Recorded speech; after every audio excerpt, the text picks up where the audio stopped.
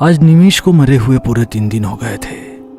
एक छोटी सी बीमारी के चलते अपने 30 वर्षीय जवान बेटे को खोने के बाद माँ बाप के साथ पत्नी दर्शना का भी बुरा हाल था, क्योंकि अभी उनकी शादी को केवल 2 साल ही हुए थे। दोनों जल्द ही अपने जीवन में आगे बढ़ते हुए फैमिली प्लान करने की सोच ही रहे थे कि अचानक निमिष की बीमारी के चलते सब कुछ खत्म हो गया। उठाने के बाद सभी मेहमान भी चले गए थे। घर पर केवल निमिष के माता पिता और पत्नी बचे थे। बेटा दर्शना, होनी को कौन टाल सकता है। जाने वाला चला गया, हमें अपने जीवन में आगे बढ़ना होगा। माँ, आगे बढ़ना होगा, मगर कैसे? मैं तो निमिष के बिना अपनी जिंदगी के बारे में सोच भी नहीं सकती हूँ। बेटा, तेरे दिल का हाल मैं समझ सकती हूँ, मगर जीने के लिए थोड़ा सा तो कुछ खा लो। हमारे बारे में भी तो सोचो, हम भी तो माँ बाप हैं। अपनी सास की बात सुनकर दर्शना की आंखों में आंसू आ गए। सास के कहने पर दर्शना ने खाना खाया और अपने कमरे में जाकर सो गई। अकेले कमरे में उसे निमिष की याद आ रही थी। उसके फोटो को सीने से लगाकर वो सो गई। रात के करीबन 2 बजे दर्शना को अपने सीने पर वजन का एहसास होने लगा। ऐसा लग रहा था जैसे कोई उसके सीने पर बैठा है। पसीने से लथपथ होकर उसकी आंख खुल गई। उसने अपने आसपास देखा, मगर कोई नहीं था। प्यास के कारण उसका गला सूख रहा था।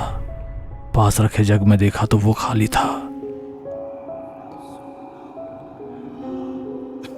खाली जग लेकर वो किचन की ओर पानी लेने के लिए जाने लगी तो रास्ते में हॉल में लगी निमिष की तस्वीर के आगे जलते हुए दिए को देखकर वो 1 मिनट के लिए रुक गई। अचानक उसे निमिष की तस्वीर में हलचल होती हुई नजर आई।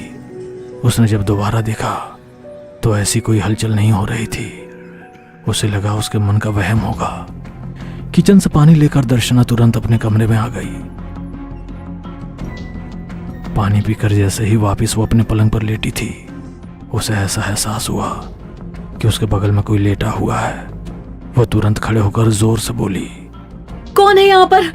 सामने आओ, इस तरह मुझे क्यों डरा रहे हो? उसकी आवाज सुनकर दर्शना के सास ससुर दोनों उसके कमरे में आ गए। क्या हुआ बेटा, परेशान दिख रही हो? माँ, यहाँ पर कोई है? कैसी बातें कर रही हो? यहाँ पर कौन हो सकता है?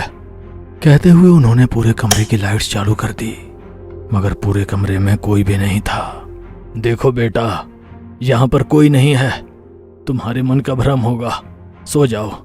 यदि फिर ऐसा लगे तो हमें बुला लेना, हम लोग पास के कमरे में ही हैं। कहते हुए दर्शना के सास ससुर अपने कमरे में चले गए। दर्शना अब अपने कमरे में अकेली थी। अब दोबारा उसे अपने कमरे में किसी के होने का एहसास हो रहा था, मगर अभी जब कुछ देर पहले लाइट्स ऑन करके पूरा कमरा चेक किया गया तब कोई नहीं था। दर्शना को लगा उसके मन का वहम होगा। आंखें बंद कर कर वो लेट गई। उसके कानों में आवाज आई, दर्शना, दर्शु, दर्शना। ये आवाज सुनकर मानो दर्शना के होश उड़ गए हो। वो आवाज को कभी भूल नहीं सकती थी, क्योंकि ये आवाज निमिष की थी, निमिष की आवाज। मगर वो तो मर चुका है। सोचते हुए ही उसके दिल की धड़कन तेज चलने लगी। वो जोर से चीखने लगी, निमिष कहाँ हो तुम? ऐसे मुझे परेशान मत करो, मेरे सामने आओ, सामने आओ। कहते हुए वो जोर जोर से रोने लगी तो घर वालों को लगा उसे निमिष की याद आ रही होगी, इसलिए उसे अपने आसपास होने का वहम हो रहा होगा। मीना, तुम बहू के पास सो जाओ, यहाँ अकेले में उसे डर लग रहा होगा। अपने पति की बात सुनकर मीना जी अपने बहू के पास ही सो गई। वो रात आराम से बीत गई। अगले दिन शाम होते होते दर्शना को दोबारा निमिष के अपने आसपास होने का एहसास होने लगा। वो खिड़की के पास खड़ी ही थी, तभी उसे निमिष की गाड़ी का हॉर्न सुनाई दिया। उसने पलट कर देखा तो ऐसा लगा मानो कोई दरवाजा खोलकर भीतर दाखिल हुआ हो। तभी उसे अपने बालों में किसी के हाथों का एहसास हुआ और ऐसा लगा मानो कंधे पर भी किसी ने किस किया। जैसे निमिष ऑफिस से आकर दर्शना के साथ मस्ती करता था, वो सब एहसास दर्शना को होने लगा। निमिष, मुझे पता है ये तुम हो, मगर तुम मर चुके हो। क्यों लौट कर आए हो? चले जाओ अपनी दुनिया में, मुझे अपने हिसाब से मेरी जिंदगी जीने दो, चले जाओ। चले जाऊं? तुम्हें छोड़कर चले जाऊं इतनी आसानी से? 7 जन्मों का वादा किया था और इस जन्म में भी साथ नहीं निभा पाया। अब मैं हर वक्त तुम्हारे पास ही रहूंगा, तुम्हें मेरी कमी कभी महसूस नहीं होगी।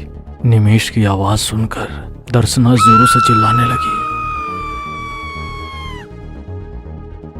उसकी चीख सुनकर निमेश के माता पिता दोनों कमरे में आ गए। क्या हुआ बहू, क्यों चीख रही हो? पापा पापा, वो निमेश लौट आया है। क्या बकवास कर रही हो? निमेश लौट आया है? मरने के बाद तो उसे चैन से रहने दे। कहते हुए वो रोने लगी। माँ, मैं सच कह रही हूँ। निमेश, जैसे तुमने मुझसे बातें करी थी, माँ से भी बात करो। निमेश, मेरी बात का जवाब दो। निमेश के पिता अपनी पत्नी और बहू दोनों को समझाते हैं, क्योंकि उन्हें पता था कि दोनों को ही गहरा सदमा लगा है।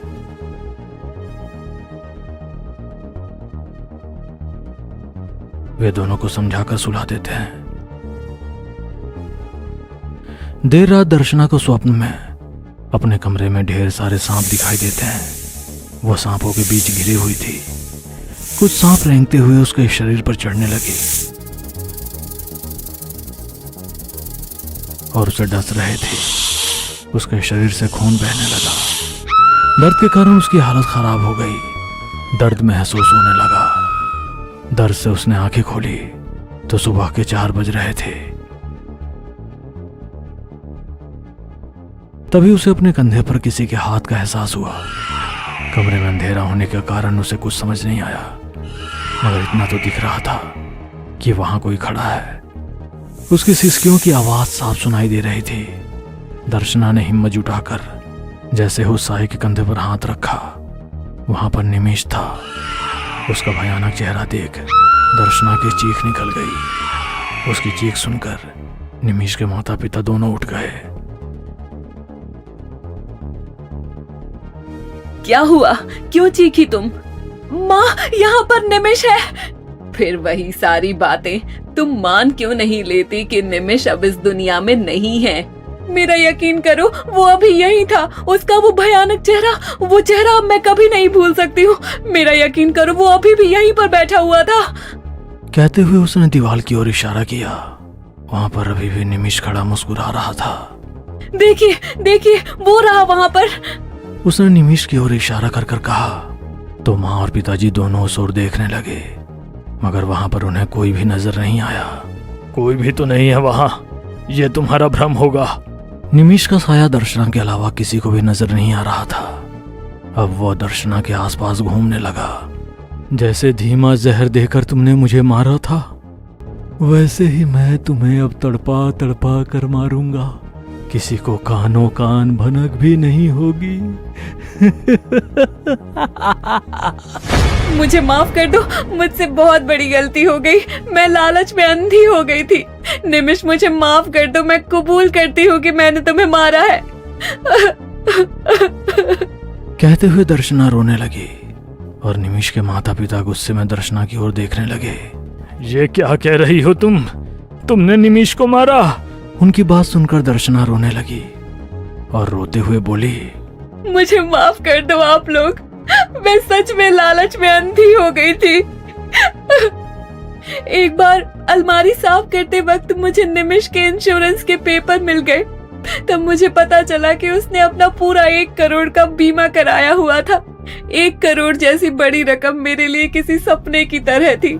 मैं दिन रात उसे पाने के लिए ख्वाब देखने लगी। निमेश को रास्ते से हटाने के लिए उसके खाने में मैंने पॉइजन मिला दिया, जिससे वो बीमार रहने लगा और धीरे धीरे उसकी मौत हो गई।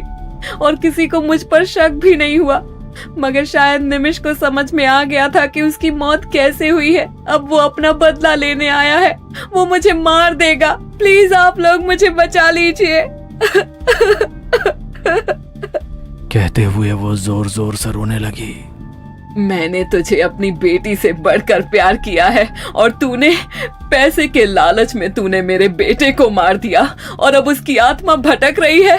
उसे मुक्ति भी नहीं मिली। उसकी मुक्ति का एकमात्र उपाय है कि तुझे तेरे किए की सजा मिलनी चाहिए। मेरा मन हो रहा है कि तेरा भी गला दबाकर तुझे मार दूं, मगर फिर तुझ में और मुझ में अंतर क्या रह जाएगा। मैं अभी पुलिस को बुलाती हूँ, कानून ही तेरे किए की सजा तय करेगा। अब पुलिस को मत बुलाइए, मैं खुद अपनी सजा तय कर रही हूँ। मेरे मरने के बाद ही शायद निमिष की आत्मा को शांति मिलेगी। मैं जा रही हूँ, मुझे माफ कर देना। कहते हुए वो बालकनी से कूद गई। जमीन पर उसकी लाश पड़ी थी और आसमान में निमिष की आत्मा मुक्त हो चुकी थी। बुरे काम का हमेशा बुरा ही नतीजा होता है।